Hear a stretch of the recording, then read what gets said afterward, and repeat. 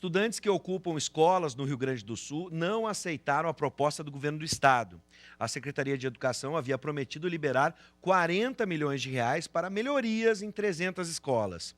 Os representantes das ocupações entregaram ao secretário Luiz Alcoba outros 2 documentos que ainda vão ser analisados. Entre outras coisas, eles pedem a retirada do projeto Escola Sem Partido da pauta da Assembleia Legislativa.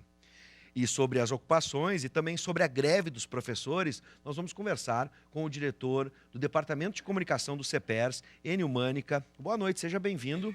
De antemão, eu quero agradecer a tua presença e a tua disponibilidade. A nossa proposta era fazer um debate entre os professores e a Secretaria Estadual de Educação. Entretanto, mesmo com muita insistência, segura aí que eu quero só dizer, muita insistência, eu sou testemunha, junto com os nossos produtores, mas olha, tentaram, e não é de hoje, para você ter uma ideia, uma pauta de um programa não é construída de um dia para o outro. Muita insistência, o nosso pedido para participar do programa não foi atendido pela Secretaria de Educação. Nesse momento, a justificativa, o meu diretor está lembrando aqui, e vale a pena ser dito, né? A Ubra TV, ela se localiza no campo central da Ubra em Canoas, seu Enio. Sim. E o que acontece, né? Algumas pessoas entendem que só Porto Alegre ou emissoras de Porto Alegre é que devem ter o privilégio de receber pessoas que respondem pelas questões públicas, que respondem por instituições e órgãos do Estado. As pessoas precisam entender que eles estão trabalhando para todos os gaúchos, não só para os porto-alegrenses, né? Então, assim, não é só Porto Alegre. Se tem uma emissora que vai ser em Caxias do Sul ou em Canoas, ela deve ser atendida da mesma forma. Então, fica aqui. Essa é uma opinião. Temos a opinião da emissora, temos a opinião da nossa produção, mas eu estou sendo bem enfático e é uma opinião minha, tá?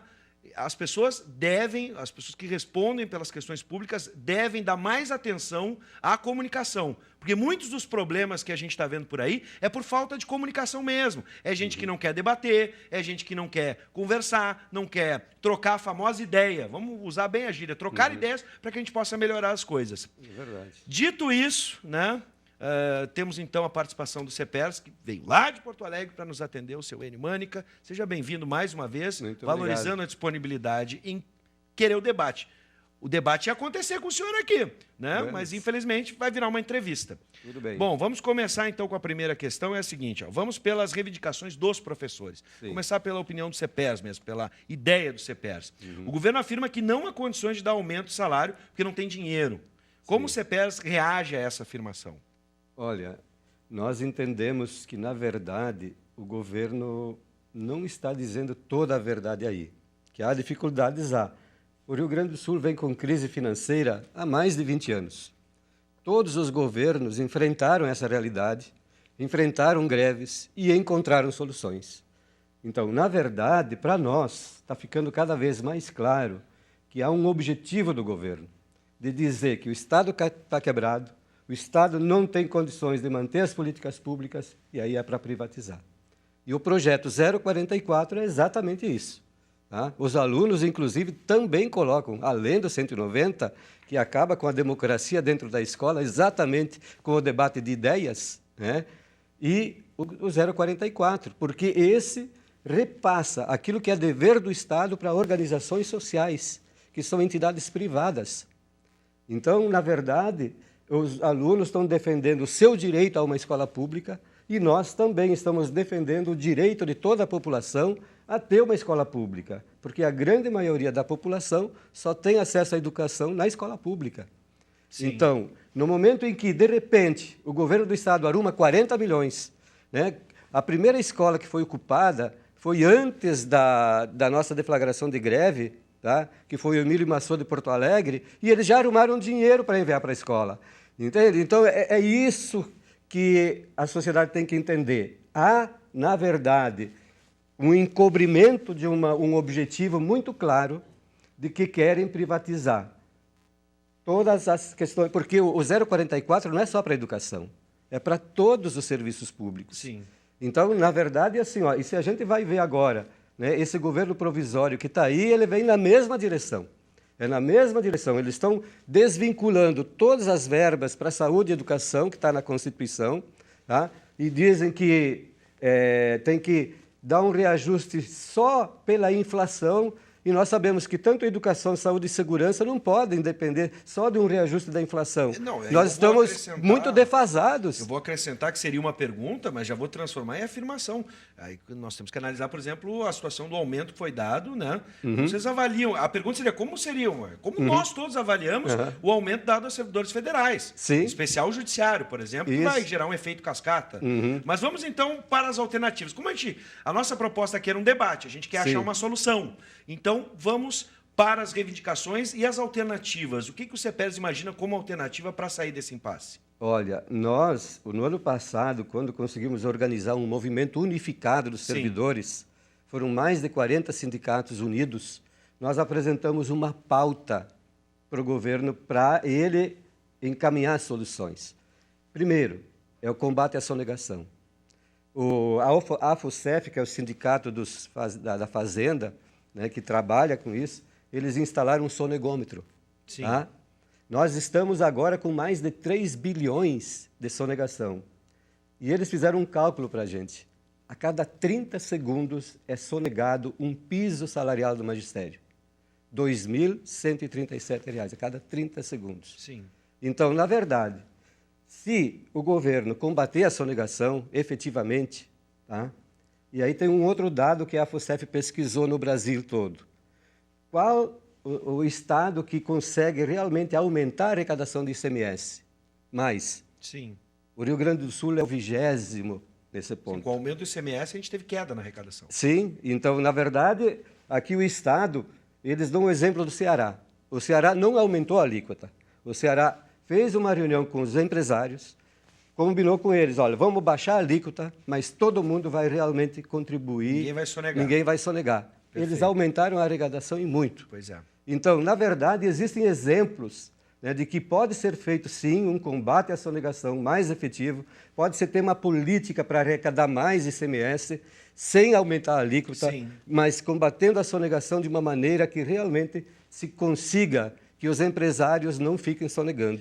Bom, vamos fazer o seguinte, ó. Já que a gente queria um debate e não vai acontecer, então, se alguém da Secretaria de Educação estiver assistindo, pode mandar pelo WhatsApp, né? Não precisa vir até Canoas. Manda pelo WhatsApp, que é mais fácil, tá bom? A gente aceita a participação. Eu vou repetir, o espaço está aberto para a Secretaria ou qualquer outra instituição que queira dar um contraponto. Esse programa é para ser com ponto contra ponto. Então, vamos apelar para a nossa audiência. Quem tiver uma opinião contrária ou outra informação, seja bem-vindo. 9588-2374. 9588-2374 é o nosso WhatsApp. Bota lá no teu celular, aciona o aplicativo e manda. Faz como o Alexandre Martin, que já mandou assim pra gente, ó. Lembro da campanha de Sartori, abre aspas, prefiro dar dinheiro para tumeleiro que para educação.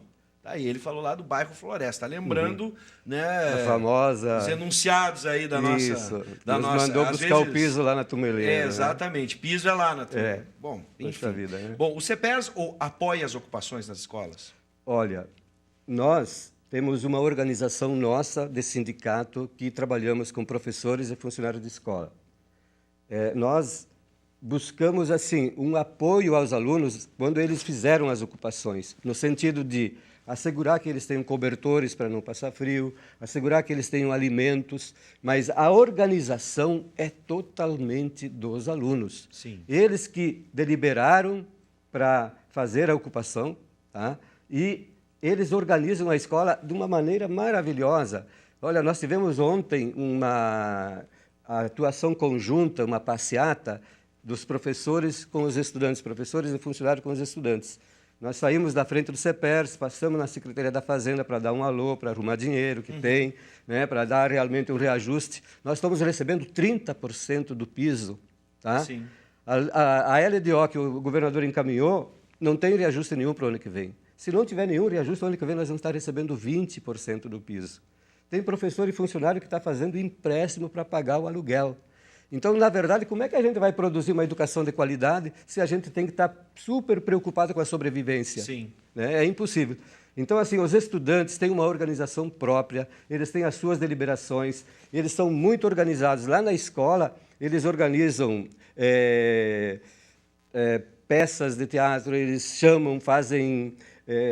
sobre os mais variados temas, debates, convidam pessoas para fazer debates Então, a gente tem muito orgulho da nossa juventude. A partir de 2013, a nossa juventude começou a ter uma participação mais ativa. Né? Eles não ficam mais omissos. Né? Aquele conceito que nós temos uma juventude alienada não é verdadeiro. Né? Eles vêm tendo cada vez mais participação. E as ocupações não são um fenômeno só nosso aqui. Né? Elas aconteceram já em São Paulo, no Rio, e em vários estados do Brasil estão acontecendo ocupações. Sim. Então, dizer que nós estamos manipulando é menosprezar, né, esse grande valor dessa juventude que realmente está buscando uma participação, que não aceita ficar calado, de mãos amarradas, sem participar. Eles querem participar, Agora, querem estar sim. juntos nas deliberações. Agora, Enio, antes de entrar nessa questão, né, sobre se há influência ou não, eu quero só registrar que houve uma manifestação contrária às ocupações, né, foram até a Assembleia Legislativa, um grupo de pais, procuram deputados. Todos os professores aderiram à greve, né, se questionou ali que algumas das escolas deveriam ter aula mesmo com as ocupações e que as pessoas que estavam lá dentro não deixaram os outros alunos que também não estavam aderindo à ocupação entrar. Como é que a gente pode entender a situação?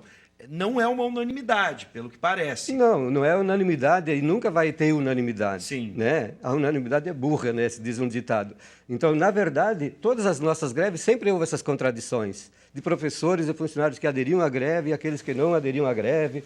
Né? Se faziam piquetes para a gente conseguir adesão. Entende? Então, todas essas questões não são novidade. Né? Então, agora, a gente tem que saber, de fato, garantir a liberdade. Quer dizer, se há um conflito, não é anulando um que tu vai, né? Quer dizer, se aqueles que não querem a aula, porque querem que, de fato, o Estado apresente propostas concretas, por que os alunos não aceitaram? Porque ela estava muito genérica, não estava especificando as escolas, não estava especificando a quantia que era para cada escola e outros pontos que são fundamentais. Então, eles tiveram uma audiência lá no Judiciário e eles pediram mais tempo e para o governo apresentar coisas mais objetivas, mais concretas, para, de fato, eles verem que está sendo atendida a sua pauta. Então, pode ver, é uma autonomia. Eles estão deliberando, estão negociando junto com o governo. A escola não deveria estar aberta para quem quer? Olha, mas daí a gente nega o direito daquele que não quer também, né? Entende? Então, assim, ó... Não existe uma possibilidade de ter a manifestação e ocupação parcial? Olha, parece que em algumas escolas existe isso também. Claro. Né? Entende? Então... Mas, na verdade, assim, ó, como tentaram agredir alunos e agrediram especificamente lá em Caxias, né, um pai de família entrou munido de uma barra de ferro e não sei mais o que, agrediram alunos. Então, muitas vezes, os alunos eles radicalizaram mais, até como proteção deles. Claro. Eu vou pular a questão da influência, porque tu já disseste, já respondeu, né, Enio, sobre a afirmação do governador ter dito que as ocupações eram influenciadas por sindicatos, partidos, enfim. Pelo menos pelo CEPERS não há influência. Não. Há um suporte. Nós damos uma... Não. A liberdade é total deles, eles que deliberaram. Nós, por exemplo, assim, ó, quando a gente traz os nossos professores e funcionários para Porto Alegre, para as nossas assembleias, muitas vezes os estudantes solicitam assim, ó, nós também queremos fazer a nossa assembleia, né? Podemos vir nos ônibus de vocês? Então, isso é uma colaboração também que a gente presta. Mas não é assim a gente interferir, dizer, ó, vocês têm que fazer isso, têm que fazer aquilo, não. Claro. Eles fazem a sua assembleia, Perfeito. Nós fazemos a nossa, as deliberações deles são deles, pode ver que eles estão negociando ali na justiça, né? Não é o CEPERJ que está negociando por eles lá, são eles que estão negociando. Diretamente. Bom, a última questão, eu sei que o tempo é muito escasso, mas eu tenho que fazer, então vou ser bem objetivo. O governo sempre entra naquela questão, já não é a primeira vez, de que ou se dá o piso ou se discute o plano de carreira. Dá para negociar, dá para escolher tem alguma preferência? Como é que o CEPERS encara essa questão? Não, olha, na verdade, o nosso plano de carreira é modesto. Tá? Essa coisa de dizer que o plano de carreira do magistério inviabiliza não é verdade. Sabe por quê? Porque, na verdade, a educação ela tem que ser acessada para todos. A justiça não. Não é todos que vão buscar a justiça, são aqueles que não tiveram, foram injustiçados, etc. Então, é só uma parcela que busca. Agora, a educação não, tem que garantir para toda a população. Então, isso exige uma quantidade maior de servidores, de trabalhadores, professores e funcionários. E é isso que faz com que tenha que haver mais investimento. Por que nós temos essa dificuldade? Porque no Brasil, o imposto é regressivo. ele não é progressivo. Paga mais imposto aquele que consome, e não aqueles que realmente ganham muito dinheiro. Nos outros países, por que não há esse problema? Né? Nos países de primeiro mundo, ditos como tal. Porque lá o imposto é progressivo, o imposto é mais daqueles que ganham mais, pagam mais. Então, aí o Estado arrecada o suficiente para atender essa demanda da educação, dar salários dignos para os trabalhadores, equipar as escolas. Então, na verdade, quando a gente fala, por isso que nós lutamos muito para ter, no pré-sal, ter aquele fundo para a educação, 75% para a educação, 25% para a saúde, que agora estão querendo acabar com isso. Nós lutamos para ter 10% do PIB para a educação, porque nós estamos muito atrasados. Com esse percentual daria para, então, ter o plano de carreira e... Sim, entende? Porque o nosso plano de carreira, quando tu entra na carreira e termina, vai de 1 para 4. Sim. Entende? Se tu pegar qualquer plano de carreira, pode pegar dos juízes, por exemplo, pega o inicial deles, é maior do que o nosso quando nós chegamos no fim da carreira. Sim. Então, o nosso plano de carreira, quando termina, Sim. no máximo chega a 7 mil, 8 mil, e olha lá. Né? Eles começam com 15 mil. Sim. Entende? Então, dizer que é o nosso plano que inviabiliza e que a gente tem que fazer uma escolha, o plano, o piso, olha, o piso sem o plano não adianta nada, porque nós vamos ficar miseráveis da mesma maneira. Bom, eu quero mais uma vez reforçar, né, a disponibilidade do seu Enio Mânica, diretor de comunicação do CEPERS. Seja bem-vindo sempre, o CEPERS também, assim como a Secretaria da Educação sempre será bem-vinda neste programa, na medida em que atendeu o nosso convite, feito com muita antecedência. Nós queremos... elogio para mim eu não quero ler, na boa, eu vou agradecer. Quem foi que mandou? Eu só quero o nome. Manda só o nome e a cidade, porque eu quero... Muito obrigado. Estou aqui, na verdade, como mero trabalhador, exercendo a minha função, que é essa, procurar a notícia. E eu só consigo a notícia se me respondem, tá bom? Mas eu vou mandar um beijo para essa pessoa que estava elogiando. O meu trabalho não é meu, é de todo mundo aqui, então, é da produção. Nós buscamos sempre, né, todos os espaços que nos dão para a gente poder colocar a nossa opinião, a nossa visão, Perfeito. a nossa realidade. E a gente agradece, então, né, a URBA Seja bem-vindo, por ter nos convidado para estar aqui no programa.